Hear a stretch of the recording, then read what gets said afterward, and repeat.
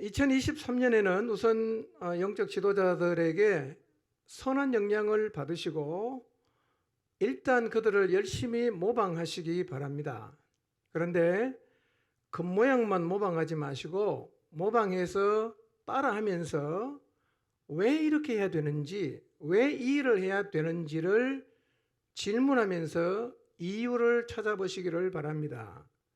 그리고 한 걸음 더 나아가 그 일을 꼭 해야 한다는 확신하는 자리에 섬으로 이제 여러분에게 영향을 주는 사람이 사라져도 여전히 그 길을 갈 수 있게 되시기를 바랍니다. 우리가 영향을 주는 자리로 옮겨가지 못하면 영향을 주는 사람이 사라질 때 우리의 신앙은 위기를 맞이하게 됩니다. 여호야다가 곁에 있었을 때 요아스는 아주 신실했습니다. 성전 보수도 아주 열심히 했고요. 매일 하나님 앞에 드리는 제사도 신실하게 드렸습니다. 그러나 요아스는 종교 행위는 따라 했지만 그렇게 해야 하는 의미와 확신을 갖는 자리로는 나가지 못했어요. 의미 없이 그냥 한 거예요. 따라한 겁니다.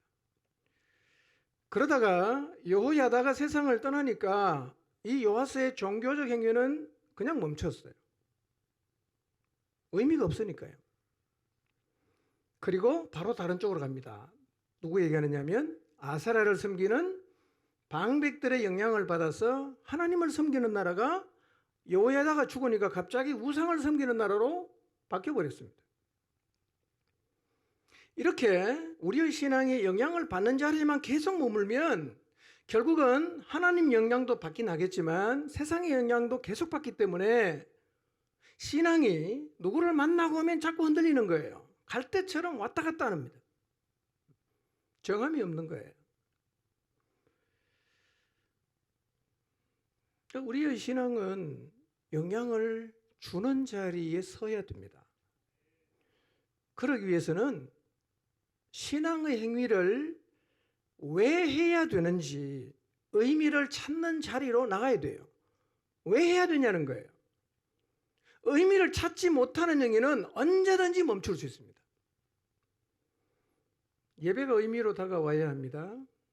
매일 드리는 기도가 의미로 다가와야 합니다. 영혼을 섬기는 일이 의미로 다가와야 합니다. 하나님께 헌신하고 희생하는 것이, 하나님께 드리는 것이, 순종하는 것이, 거룩하게 사는 것이 의미로 다가와야 합니다.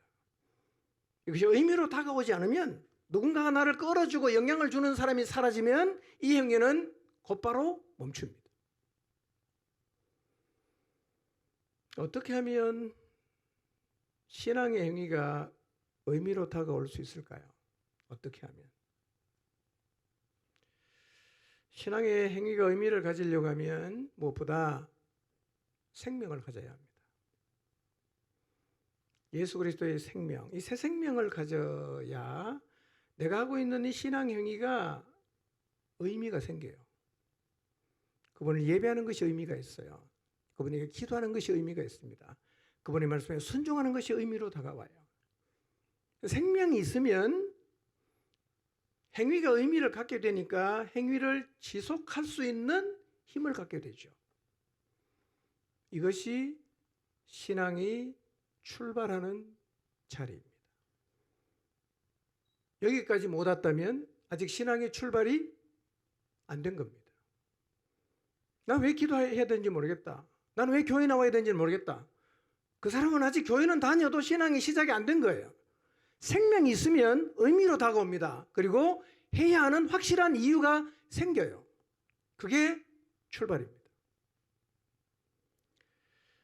그러나 생명을 얻어 출발하는 자리에 서는 것만으로는 부족합니다. 내가 생명을 얻고 하나님을 따라가는 자리에 섰다는 것이 은혜요, 축복이지만 다음 단계로 가야 됩니다. 그 다음 단계가 뭐냐? 자라는 겁니다. 자라는 것. 자라지 않으면요, 늘 어린아이 상태에 머물지 않겠어요? 신앙의 초보에 머물지 않겠습니까? 어떻게 해야 되겠어요? 누가 도와줘야 돼요. 계속 흔들립니다. 우리의 신앙이 이 상태에 고착되지 않게 해야 합니다. 매우 중요한 얘기입니다. 어린아이 상태에 머무는 이 상태가 고착이 되지 않아야 합니다. 그러니까 신앙이 어린아이 상태에 딱 멈춰 있는 것은 너무너무 안타까운 일입니다. 그런데 이런 사람이 너무 많습니다. 다 어린아이입니다.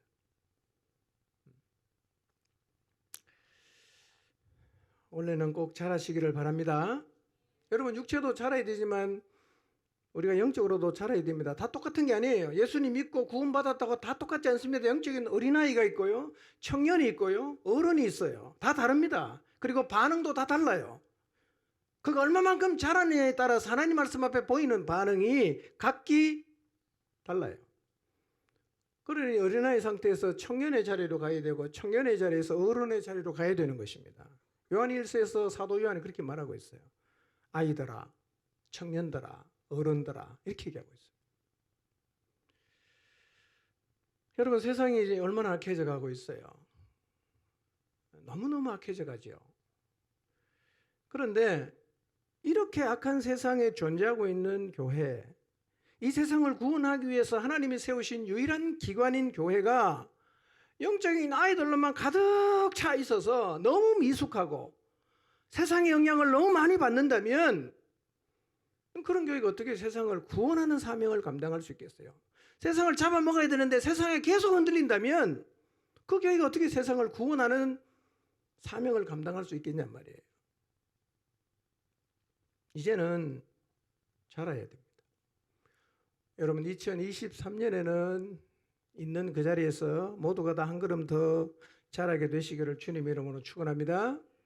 자라는 데는 두 가지가 필요해요. 두 가지.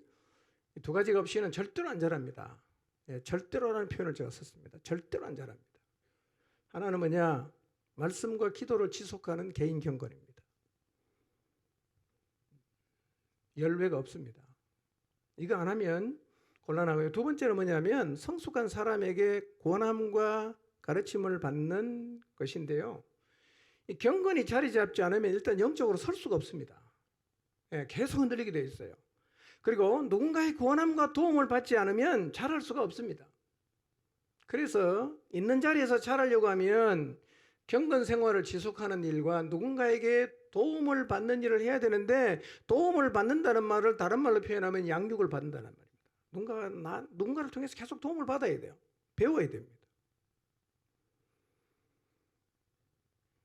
개인적으로 영혼을 돌보고 양육하는 일이 모든 목장 안에서 멈추지 않아야 합니다.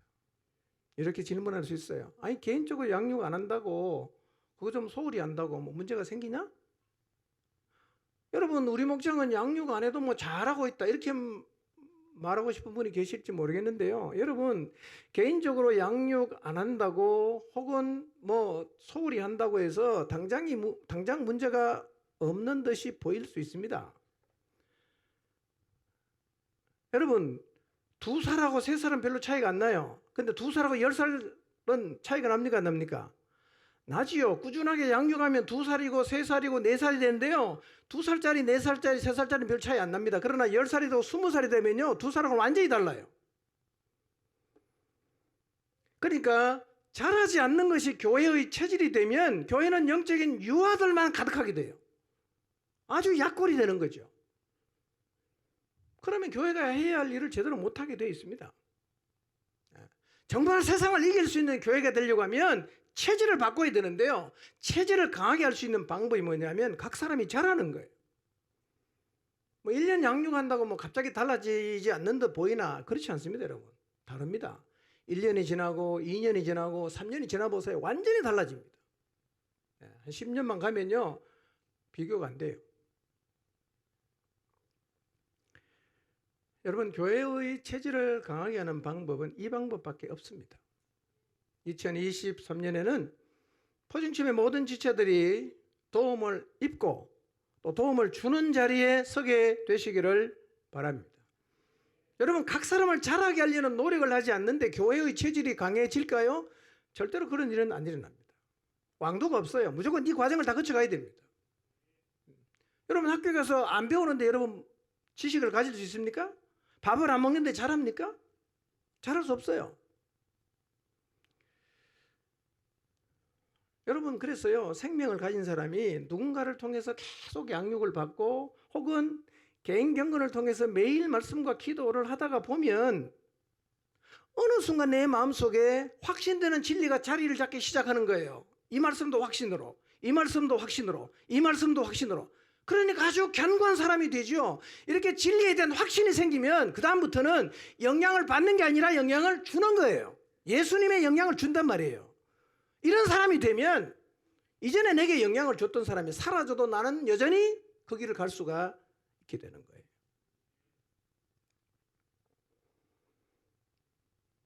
진리를 확신하게 되면 의미 없던 행위가 의미로 다가와요. 아, 진짜 중요한 거구나. 해야 되겠다. 너무너무 중요하네. 의미로 다가와요. 하게 돼 있어요. 할 수 있어요. 특히 우리의 다음 세대들을 의미를 갖고 확신을 가진 신앙의 자리에 세우려는 노력을 해야 됩니다. 다음 세대를 영향을 주는 자리로 세워가는 것이 앞선 우리 세대의 사명입니다.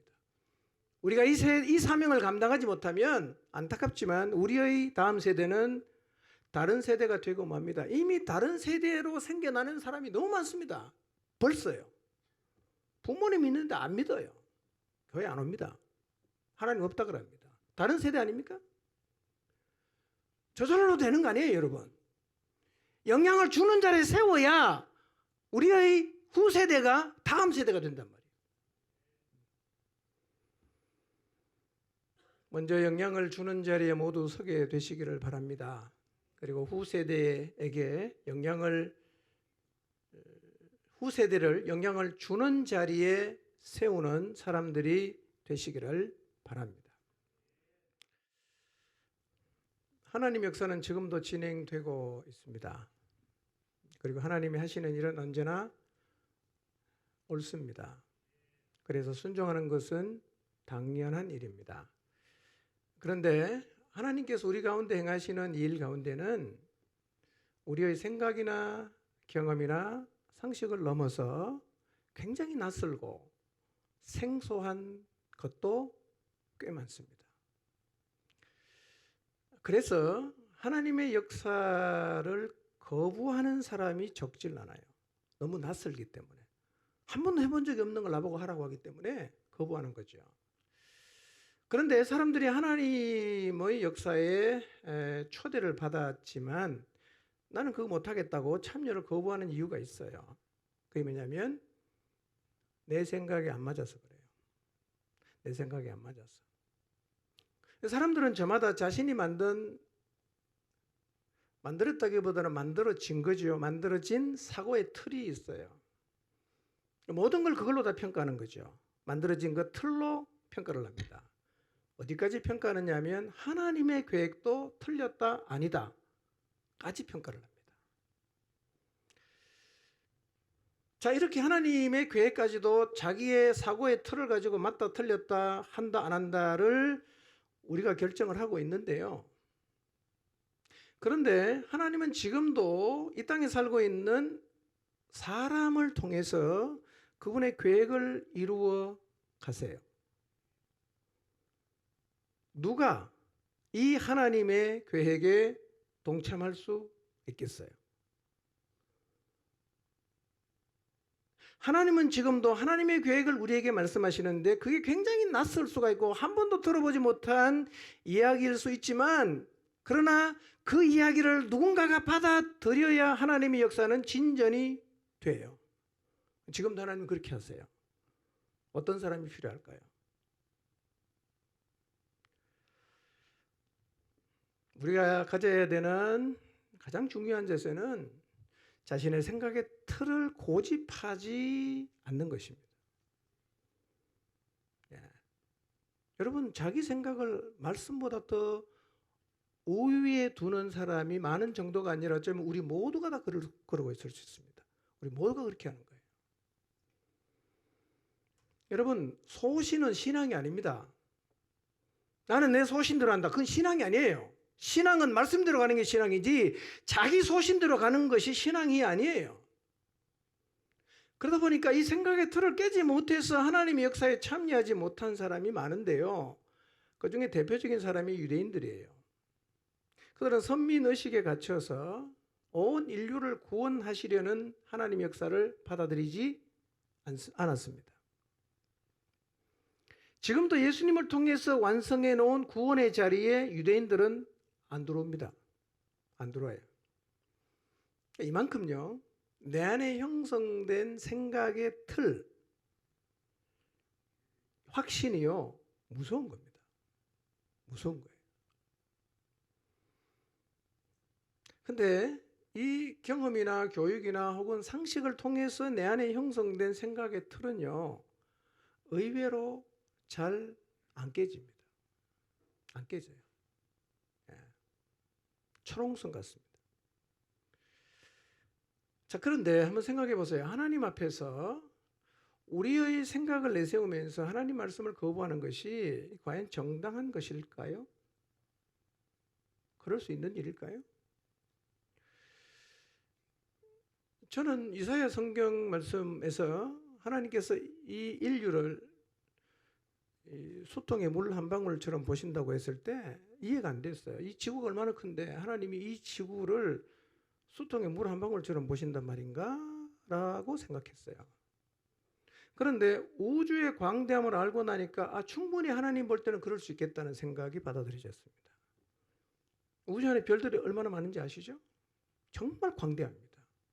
이렇게 광대한 우주를 창조하신 너무나 크고 크신 하나님, 전지하시고 전능하신 하나님 앞에서 이 작은 먼지 같은 지구 안에 70억 중에 한 명인 어떤 사람이 미천한 경험과 교육을 통해서 형성된 너무나 작고 편협한 생각을 감히 내세우면서 하나님의 생각이 틀렸습니다 라고 말할 수가 있겠냐는 거예요. 그게 정당하겠냐는 겁니다. 우리가 성경에서 말씀하시는 하나님을 진짜 믿는다면 그 하나님 앞에서 우리의 생각이 왜곡됐을 가능성도 충분히 많은데 그 생각을 고집하면서 하나님이 틀렸다고 난 그건 안 하겠다라고 말하는 것이 과연 정당하겠는가? 그런데 오늘 본문을 보면 베드로도 그렇게 대답을 했어요. 자, 본문을 한번 살펴보도록 하겠습니다. 유대인들은 하나님이 자신들만의 하나님이라고 생각했어요. 그들은 이방인들은 감히 구원의 자리에 나올 수 없다고 생각하고 있습니다. 그런데 하나님의 생각은 달랐어요. 하나님은 처음부터요, 유대인만을 구원하시려고 하신 게 아니라 아브라함에게 주신 약속을 보니까 내 후손, 내 씨를 통해서 천하 만민이 복을 받게 될 거라고 말씀을 하셨어요. 처음부터 하나님의 생각은 유대인이 아니라 천하 만민이에요. 그런데 그 일을 위해서 하나님이 유대인을 선택하신 거죠. 자, 이제 때가 되어서 하나님께서 천하 만민을 구원하기 위해서 이방인에게 구원의 문을 열려고 하세요. 근데 아직 이 땅에는 그리스도인들은 유대인밖에 없어요. 그러니까 유대인을 통해서 이 일을 이루어 가셔야 하는데 이 하나님의 계획은 유대인의 입장에서는 받아들이기가 굉장히 어려운 거예요. 우리만 구원받아야 되는데 왜 이방인에게 복음을 전해야 되냐. 용납이 안 되는 일이었어요.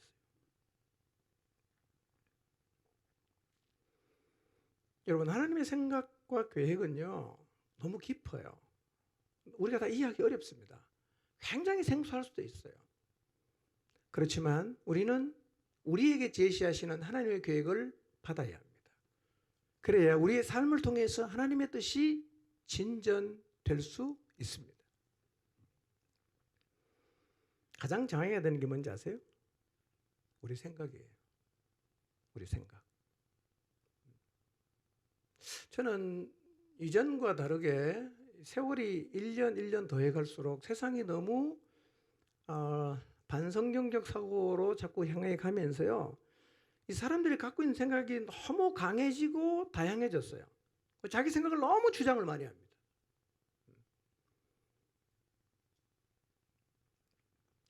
여러분, 자신의 생각을 과신하지 마세요. 여러분의 경험도 과신하지 마십시오. 우리가 아무리 많이 경험했다고 해도 그 크신 하나님 앞에서는 사실은 너무 작고 작은 거예요. 주장할 가치가 없는 거예요. 자, 그러면 이방인들에게 복음을 전하는 것이 원래 하나님의 계획인데 유대인들이 이걸 못 받아들이고 있단 말이에요. 어떻게 하나님이 이방인들에게 복음 전하는 길을 열어 가실 것인가? 그것이 오늘 본문의 내용이에요. 하나님은 먼저요, 천사를 고넬료의 집에 보내십니다. 그리고 이렇게 말씀하세요. 요빠에 가서 베드로라고 하는 시몬을 청해라 고 하시면서 베드로가 어느 집에 있는지 가르쳐줘요. 무두장이 시몬의 집에 있고 그 집은 해변에 있다. 정확하게 위치를 다 가르쳐 주셨어요. 10장 5절 한번 볼까요? 읽겠습니다. 시작.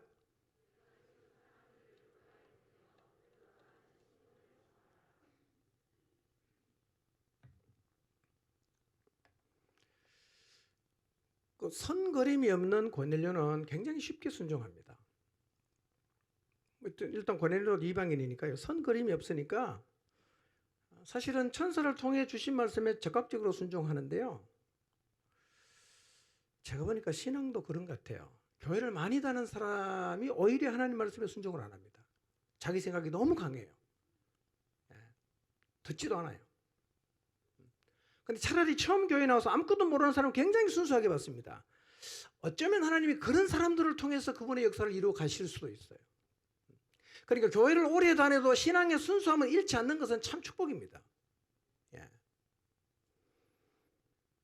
자, 그래서 고넬료는 천사가 시키는 대로 집안에 하인 둘하고 또 부하 가운데 경건한 사람 하나를 요빠로 보내요. 이튿날 이 사람들이 성에 가까이 갔을 때 그 무두장이 시몬의 집에 있던 베드로가 정오 기도를 하려고 옥상으로 올라갑니다. 지붕에 올라갔어요. 근데 황홀한 중에, 이 황홀경을 어떻게 설명해야 될지 모르겠는데 이 황홀한 중에 환상이 나타났어요. 자, 사도행전 10장 11절에서 16절 읽진 않겠습니다. 자, 황홀경에 빠졌는데 갑자기 하늘이 확 열리는 거예요. 기도하러 갔는데. 그리고 하늘에서 큰 보자기 같은 그릇이 내 귀퉁이에 이렇게 묶여서 끈이 달려서 이렇게 쑥 내려와요. 좀 뭐가 들었는가 베드로가 살펴봤더니요, 그 안에는 4발 가진 짐승, 그 다음에 땅에 기어다니는 것들, 그 다음에 공중에 나는 새들이 골고루 들어있었는데 베드로가 확인했어요. 지금 뭐 들었는가 봤어요. 베드로가 볼 때 이거는 율법에 의하면 먹을 수 없는 고기가 잔뜩 들어있었어요. 그런데 하늘에서 이런 소리가 나요. 베드로야, 잡아 먹어라. 뭐가 들었는지 봤잖아요. 베드로가 뭐라고 대답합니까?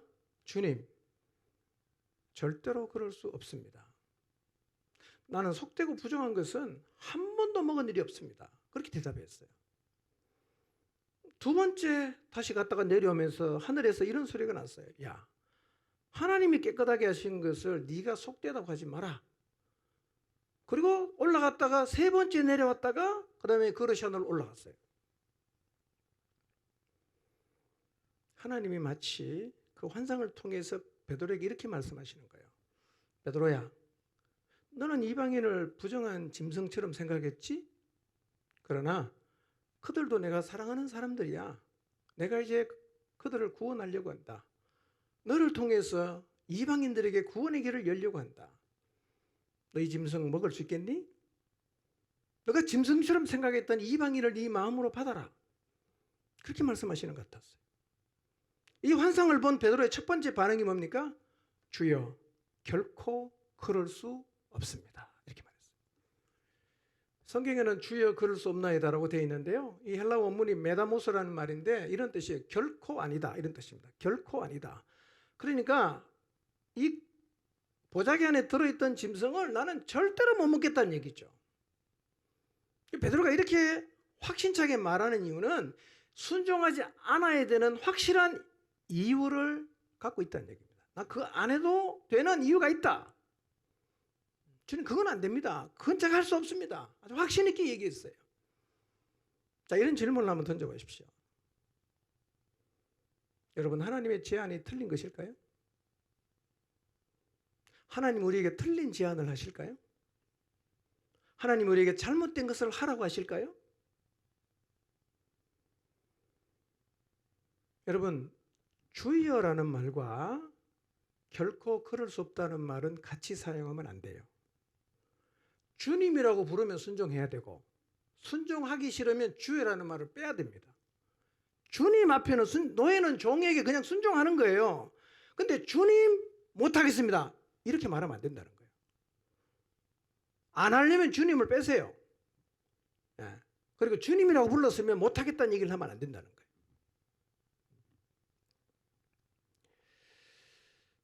우리도 입으로는 늘 주님이라고 불러요. 근데 하나님 말씀이 내 마음에 안 맞으면 주님, 그럴 수 없습니다 라고 지금도 대답하면서 신앙생활을 하고 있을 수가 있다는 거예요. 저는 그건 못하겠습니다. 저는 그건 제가 못하겠습니다. 혹시 이러고 있지 않습니까?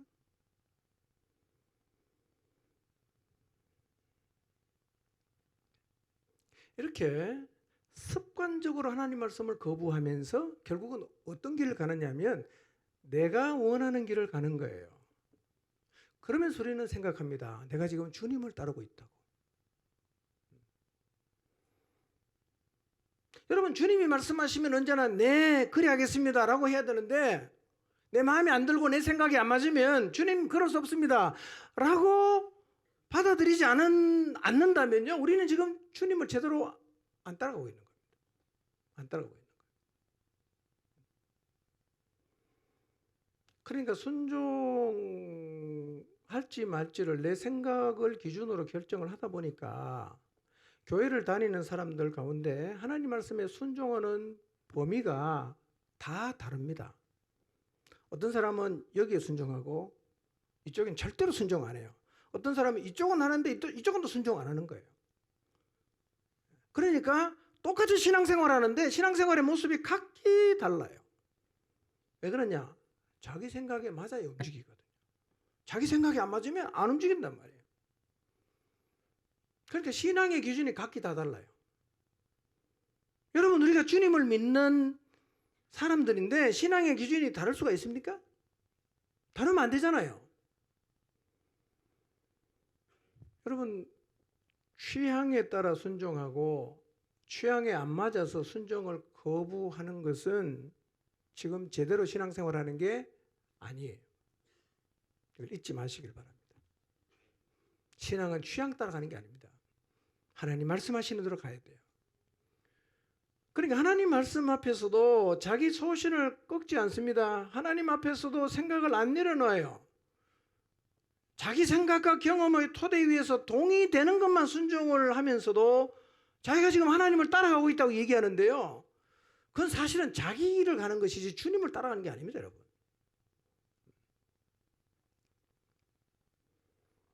신앙생활은 내가 원하는 길 혹은 내가 정한 길을 가는 게 아니라 주님이 말씀하시는 길을 가는 것입니다. 내 취향은 신앙과 전혀 상관이 없어야 됩니다.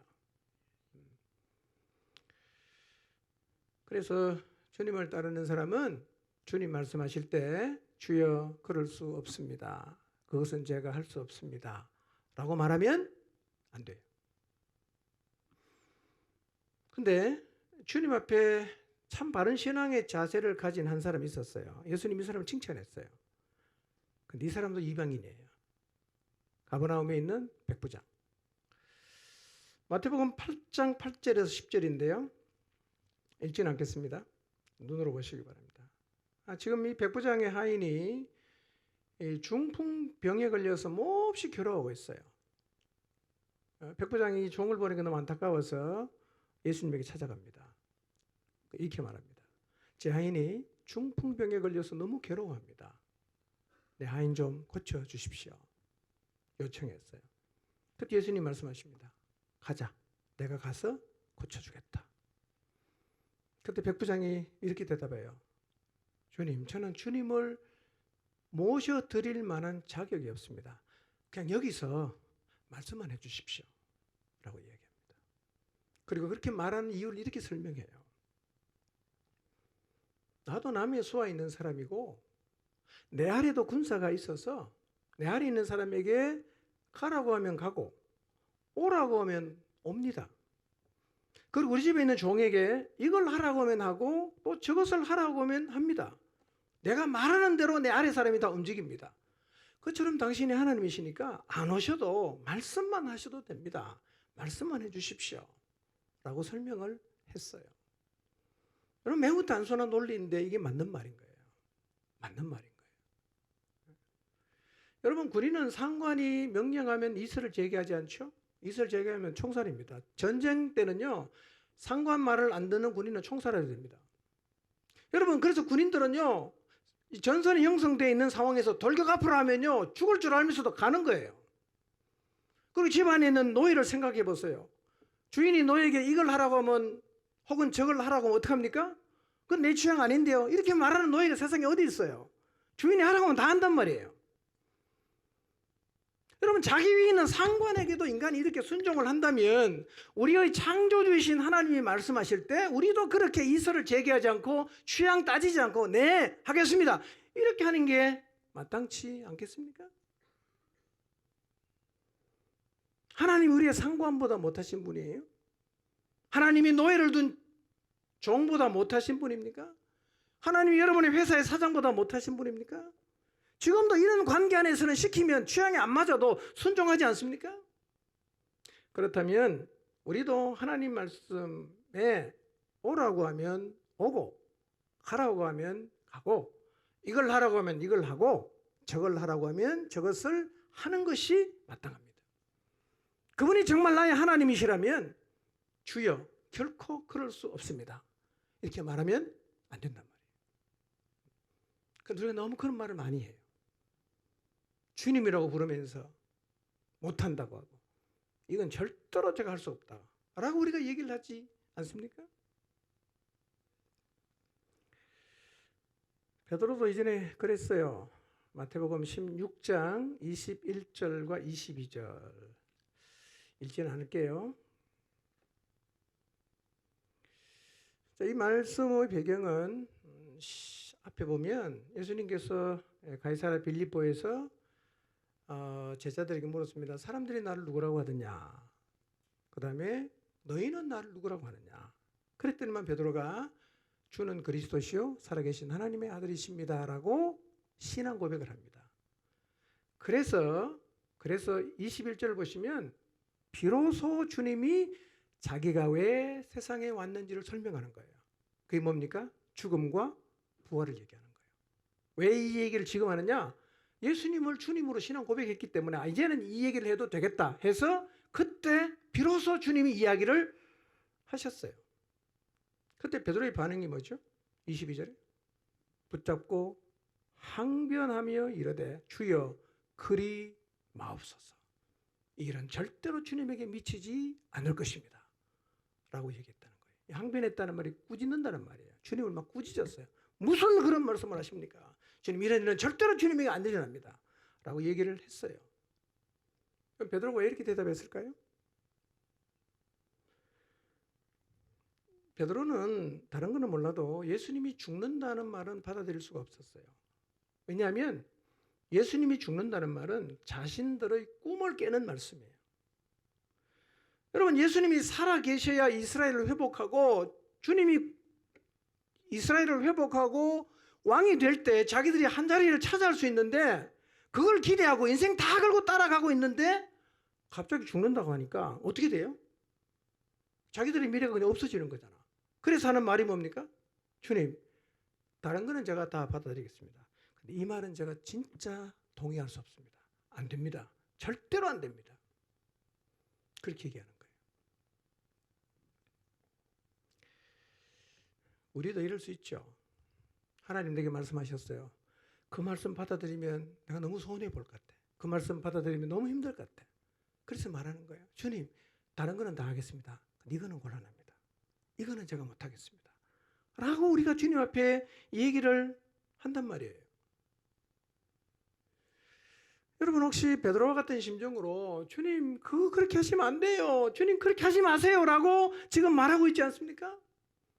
다른 거는 제가 다 하겠습니다. 근데 이거는 진짜 안 돼요. 그렇게 주님이 내게 주신 말씀을 적극적으로 항변하고 있는 영역은 없는가를 한번 생각해 보세요. 근데요, 예수님이 오셔서 죽으시고 부활해야 인류 구원의 역사가 완성되는 거 아닙니까? 주님이 오신 목적이 그게 아닙니까? 그러니까 우리가 잘 모를 때는요, 그분을 믿어드리고 그분의 말씀을 받아들여야 됩니다. 내 생각이 안 맞는다고 거부하시면 결국은 하나님의 세계를 열고 싶은데 내가 딱 가로막아서 거부하면 하나님의 역사가 멈추는 거죠.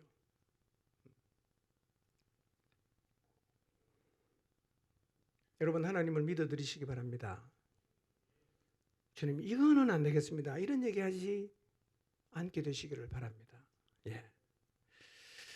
자, 누가복음 1장 13절 14절에 보면 침례 요한의 아버지 사가랴 얘기가 나오는데요. 비슷한 얘기입니다.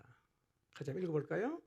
누가복음 1장 13절 14절 시작.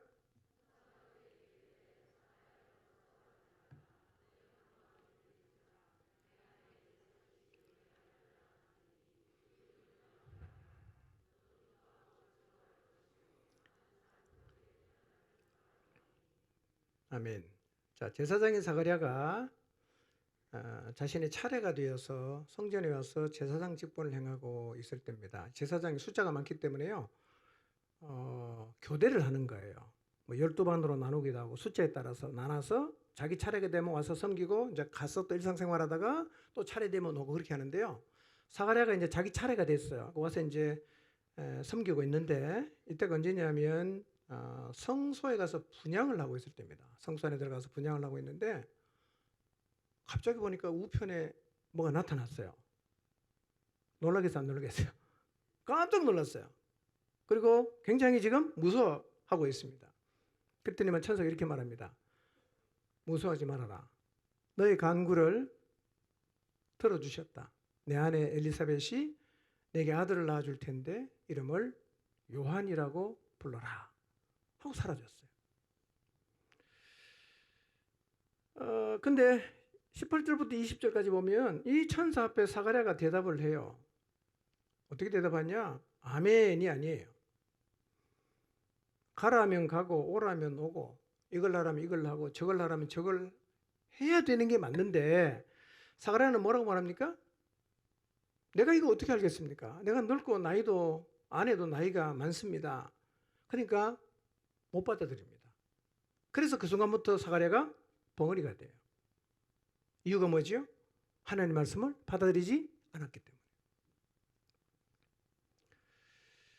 언제 풀리죠? 아이를 낳고 이름을 서판에다가 요한이라고 적은 다음부터 혀가 풀리는 거예요. 여러분, 우리가 하나님 말씀을 받아들이지 않는다면 그것은 그 사안에 대한 믿음의 문제 이전에 그것을 말씀하신 하나님을 향한 믿음의 문제입니다. 그리고 사람이 하나님의 계획을 받아들이지 않아도 하나님의 뜻은 진행이 돼요. 어떻게? 순종하지 않은 사람은 하나님은 열외시키고 다른 사람을 통해서 해요. 사울을 세우는데 사울이 계속 불순종하니까 어떡합니까? 열외하고 누굴 세우죠? 또 사람 찾아요. 다윗을 찾았단 말이에요. 여러분, 하나님 말씀은 언제나 아멘으로 받아야 됩니다. 그렇게 할 때 우리가 하나님 역사에 참여하게 되는 거죠. 자, 본문으로 돌아갑니다. 환상을 본 다음에 베드로가 이게 도대체 무슨 의미지? 라고 이제 고민을 하고 있어요. 그렇게 말을 했지만 그때 베드로 안에 계신 성령께서 두려워하지 말고 가라고 말씀해 주셨어요. 그래서 베드로가 자기 생각을 다 내려놓습니다. 보낸 사람 따라가요. 가이사랴에 갑니다. 그리고 이렇게 말합니다. 무슨 일로 나를 불렀냐? 유대인으로서 이방인과 함께 이렇게 식사를 하는 게 위법인 줄 내가 알지만 하나님이 가라고 해서 왔다. 그리고는 그 모인 사람에게 복음을 전함으로 거기 모인 사람이 모두가 성령을 받고 구원을 받아요. 이렇게 함으로 공식적으로 이방인을 향한 복음의 문이 열렸단 말이에요. 여러분, 이렇게 하나님 역사는요, 자기 생각을 내려놓고 하나님에게 순종하는 사람을 통해서 한 발짝 한 발짝 진전이 돼요. 근데 이런 사례가 성경에 너무 많아요. 한 가지만 더 생각해 보겠습니다. 여러분, 하나님께서 인류 구원의 역사를 영원전에 계획을 하십니다. 때가 됐어요. 하나님이 자신의 아들을 세상에 보내시려고 합니다. 하나님이 뭐가 되어야 돼요? 사람이 되어야 돼요. 근데 인류 역사 이래 하나님이 사람이 된 적이 있었나요? 없었죠. 누구를 통해서 일을 할 수 있을까? 여러분, 하나님이 사람 되는 거, 사람 붙잡는 거 설명하면 이해가 됩니까? 아무리 설명한들 하나님이 사람으로 온다는 걸 누가 그걸 이해할 수 있겠어요? 그리고 이런 인류 역사에 딱 한 번밖에 없었습니다. 두 번도 없어요. 누가, 어떤 인간이 이 하나님의 역사를 이해를 못한다고 해도 받아들일 수 있을 것인가?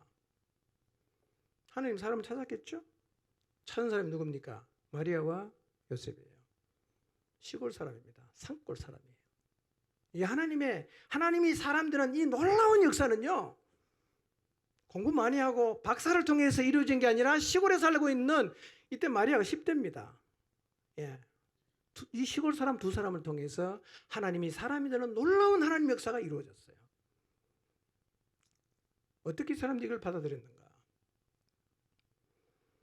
이 두 사람은요, 천사가 나타나서 고지를 하는데 이해가 안 되죠. 어떻게 이해가 되겠어요? 자, 근데 어쨌든 간에 마리아는 이렇게 대답했습니다. 누가복음 1장 38절입니다. 읽어보겠습니다. 시작. 마리아가 이르되 주의 여종이 오니 말씀대로 내게 이루어지이다 하며 천사가 떠나가니라. 어느 날 천사가 오더니만 마리아에게 네가 아이를 낳을 거라는 거예요. 그리고 네게 잉태된 아이는 성령으로 잉태된 아이다. 이렇게 얘기를 했어요.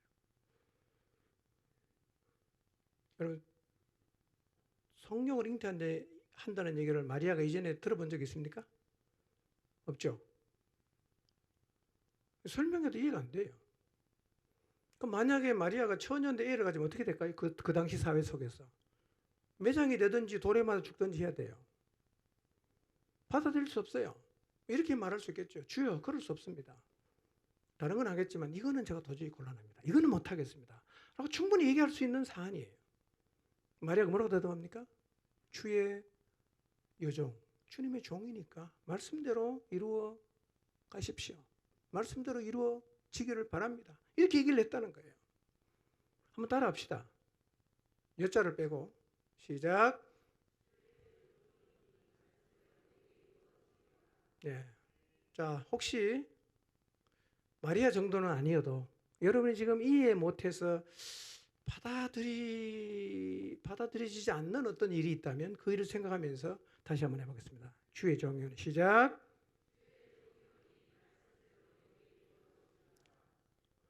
우리 하나님 앞에 평생 이런 자세로 살아가게 되시기를 바랍니다. 미천해 보여도 이런 사람을 통해서 하나님은 그분의 역사를 이 땅에서 이루어 가세요. 그럼 요셉은 어떻게 반응했을까? 마태복음 1장 18절에서 25절에 있는 말씀 보면 약혼녀 마리아가 동거도 안 했는데 아이를 잉태했다는 소식을 요셉이 들어요. 요셉의 반응이 뭡니까? 조용히 끝내자. 이게 요셉의 반응. 참 의로운 사람 맞아요. 조용히 끝내자. 그런 생각을 마음속에 굳혔어요. 끝낸다. 그런데 꿈에 천사가 나타나서요, 이렇게 말하는 거예요. 다윗의 자손 요셉아, 내 아내 마리아 데려오기를 무서워하지 말라. 그에게 잉태된 자는 성령으로 된 것이다. 여기 남자분들, 여러분 결혼 안 하고 결혼을 약속하고 사귄 사람이 있는데 A를 가졌는데 누구의 애냐니까 성령으로 잉태했다. 이렇게 얘기한다면 여러분 어떻게 반응하시겠어요? 요셉은 마음 딱 먹었어요. 안 데리고 온다. 끊는다. 딱 결심을 했거든요. 1장 24절을 보세요. 요셉이 어떻게 반응했나. 시작. 요셉이 잠에서 깨어 일어나 주의 사제의 분부대로 행하여 그의 아내를 데려왔으나. 여러분, 한 번도 관계를 한 적이 없는 정혼한 여인이 아이를 가졌으면, 그리고 자꾸 데려와서 살라고 하면 우리도 이렇게 말할 수 있지 않겠어요? 주님, 그럴 수 없습니다. 이거는 제가 진짜 못하겠습니다. 다른 건 하겠지만 이거는 제가 진짜 못하겠습니다. 라고 말할 수 있지 않겠어요? 요셉이 어떻게 반응합니까? 잠에서 깨어 일어나 주의 사자가 분부한 대로 가서 아내를 데리고 와서 살아요. 이런 두 사람을 통해서 하나님이 인류를 구원하시기 위해서 사람으로 오시는 그 새로운 역사가 이루어졌어요. 어떤 사람을 찾겠어요, 하나님이? 우리 시대에 자기 생각을 주장하고 자기 취향을 내세우고 고집하면서 꼭 이래야 된다고, 난 그건 절대로 못한다고, 이런 사람을 통해서 하나님이 일하시겠어요? 아니면 마리아와 요셉처럼 주의 종이오니 말씀대로 이루어지겠습니다. 절대로 안 데리고 오겠다고 다짐했지만 주님이 말씀하시니까 아무 얘기 안 하고 가서 데리고 오는 이런 사람을 통해서 하나님이 일하시겠어요? 하나님 역사는요, 늘 이런 사람들을 통해서 이루어집니다. 하나님은 지금도요, 우리들의 인생 가운데서 새 길을 열어 가십니다. 여러분의 가정 가운데 여러분을 통해서 새 일을 할 수도 있고요. 여러분의 친척들 가운데 하나님이 새로운 일을 시작할 수도 있고요. 여러분의 직장 안에서도 하나님이 여러분을 통해서 새 일을 시작할 수 있어요. 그때 주님이 여러분에게 주시는 말씀은 여러분의 상식으로 이해하기 어렵고 굉장히 낯선 주님의 제안일 수도 있어요. 그때 우리가 어떻게 반응해야 되느냐? 주님, 그럴 수 없습니다. 이거는 못하겠습니다 라고 반응을 한다면 어떤 일도, 어떤 하나님의 역사도 우리의 삶을 통해서 이루어지지 않을 것입니다. 마리아처럼 대답해야 돼요. 요셉처럼 행동해야 됩니다. 여러분, 신앙생활 할 때요, 내가 이해되는 길만 걸으려고 하지 마세요. 내 소신대로 가려고 하지 마세요. 교만한 거예요, 그게요. 하나님이 말씀하시면 받아들이며 가시기를 바랍니다. 여러분, 하나님이 세계를 여실 때는요, 되게 우리가 경험해 본 적이 없는 거예요. 하나님이 세계를 여시면요, 우리가 수용하기 힘든 일이 많아요. 그때 그 자리에서 주여, 그럴 수 없나이다, 저는 그것을 못하겠습니다 라고 말하지 말고 하나님을 신뢰함으로, 그분이 틀린 거 내게 하라고 하시지 않을 거야, 나는 그분을 신뢰해, 주의 종이오니 말씀대로 이루어지이다 라고 고백하고 주님 말씀을 받아들이고 순종하는 삶의 자리에 서게 되시기를 주님의 이름으로 축원합니다.